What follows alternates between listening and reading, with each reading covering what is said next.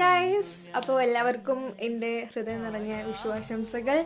അപ്പോൾ 5 വർഷമായി വീട്ടിൽ നിന്ന് മാറി നിന്നിട്ട് വിഷു ആഘോഷിക്കണു.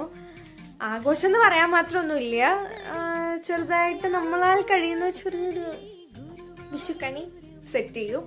പിന്നെ കഴിഞ്ഞ പ്രാവശ്യമൊക്കെ നമ്മൾ സദ്യയൊക്കെ ഉണ്ടാക്കിയായിരുന്നു. കഴിഞ്ഞ വർഷം അതിന് മുന്നത്തെ വർഷമൊക്കെ ഉണ്ടാക്കിയിരുന്നു. പക്ഷേ ഈ പ്രാവശ്യം നമ്മൾ അങ്ങനത്തെ പ്ലാനൊന്നുമില്ല. കാരണം നമുക്ക് എക്സാം നടന്നുകൊണ്ടിരിക്കുകയാണ്, ഫൈനൽ സെം എക്സാം നടന്നുകൊണ്ടിരിക്കുകയാണ്. അപ്പോൾ ഇത് ചെറിയൊരു തട്ടിക്കോട്ട്, എന്താ കണിയൊക്കെ നല്ലതാണല്ലോ, അത്രേ പറയാനുള്ളൂ. അപ്പോൾ എല്ലാവർക്കും ഹാപ്പി വിഷു, ബൈ. അയ്യോ, കാണിച്ചു തരാട്ടോ.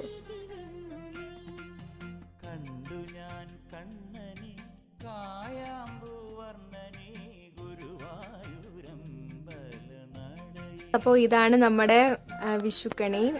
നമ്മളെ കൊണ്ട് പറ്റുന്ന സാധനങ്ങളൊക്കെ വെച്ചിട്ട് ഇങ്ങനെ ജസ്റ്റ് ഒന്ന് സെറ്റ് ചെയ്തെടുത്താണ്.